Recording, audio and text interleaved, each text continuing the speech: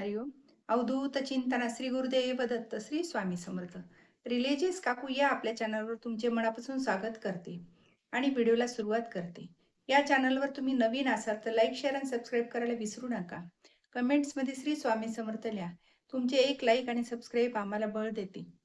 चला तर व्हिडिओला सुरुवात करूया. तर बघा, संध्याकाळच्या वेळेस म्हणजे दिवे लागण्याच्या वेळेस तुम्ही जर हे नियमित सगळ्यांनी जर काम केले तर तुमच्या आयुष्यातील अडीअडचणी संकटे दूर होतील. ही अतिशय महत्त्वाची माहिती आहे. तुम्ही दिवे लागण्याच्या वेळेस तुम्ही कोणत्याही गोष्टी आवर्जून केल्या पाहिजेत. लक्ष्मी माता आपल्याला त्यासाठी भरभरून आशीर्वाद प्राप्त होतो आणि आपल्या घरावर कृपाछत्र कायम धरते. आपल्या संस्कृतीमध्ये सूर्योदयापूर्वी आणि सूर्यास्तानंतर काही कामे केले तर खूप चांगले म्हणतात. त्याचा आपल्या रोजच्या जीवनामध्ये खूप लाभ होतो. तर दिवे लागण्याच्या वेळेस माता लक्ष्मी घरात येण्याची वेळ असते. तर या वेळेस तुम्ही जर म्हणजे माता लक्ष्मी येण्यासाठी दिवा लावला, घरात प्रसन्न वातावरण ठेवले, तर माता लक्ष्मी आपल्या घराकडे आकर्षित होते. तर आपल्या घरावर कृपा छत्र धरते व तुळशीला पण दिवा लावतो. हे सगळेजणच करतात. कारण हे खूपच शुभ वेळ असते. सगळ्यांनी देवासमोर दिवा लावायचा आणि तुळशीजवळ तुपाचा दिवा लावायचा आहे. घरात जेव्हा आपण देवाजवळ दिवा लावतो, त्यावेळेस धूप लावावा, अगरबत्ती लावावी. सुवासिक वासाने लक्ष्मी माता प्रसन्न होते. बघा, आपण नवरात्रात रोज सकाळ संध्याकाळ गुगळ ऊद जाळत असतो.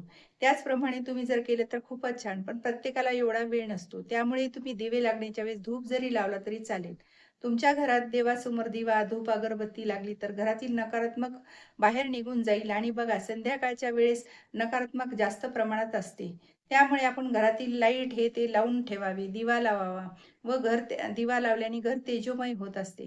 घरात म्हणजे असं उंबऱ्यावर पण हे करू नये, बसू नये त्या टाईमला. त्यामध्ये लक्ष्मी येत असते आणि घरात तर अंधारच ठेवायचा नाहीये. त्यामुळे आपल्या घरावर म्हणजे लक्ष्मी येण्याचे चिन्ह लवकर दिसतात. रोज दिवा, अगरबत्ती, धूप, दीप, अगरबत्ती नियमित लावलीच पाहिजे.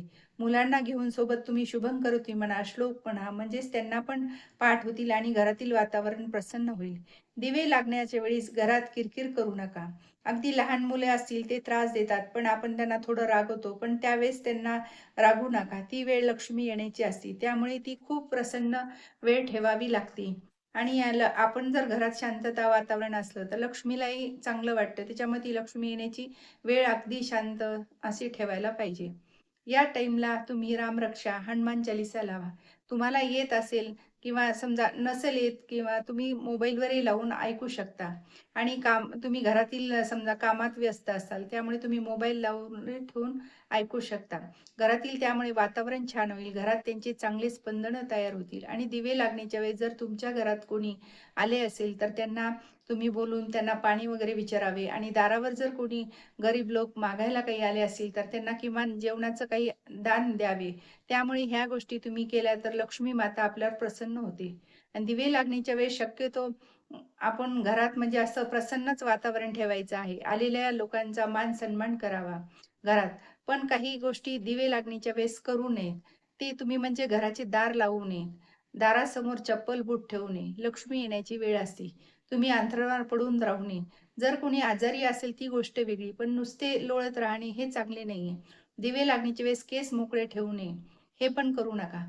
बघा, छोट्या-छोट्या गोष्टी आहेत, सहज तुम्ही पाळू शकतात आणि लहान मुलांना देखील या वेळेचं महत्त्व सांगितलं तर त्यांना पण सवय लागते. संध्याकाळचा वेळ खूप महत्त्वाचा असतो. घरातील वाईट वेळ काढून टाकण्यासाठी हे छोटे-छोटे उपाय आवर्जून करा. श्री स्वामी समर्थ. जय जय स्वामी समर्थ. श्री स्वामी समर्थ. माझा जर व्हिडिओ आवडल्यास लाईक, शेअर आणि सबस्क्राईब करायला विसरू नका. श्री स्वामी समर्थ.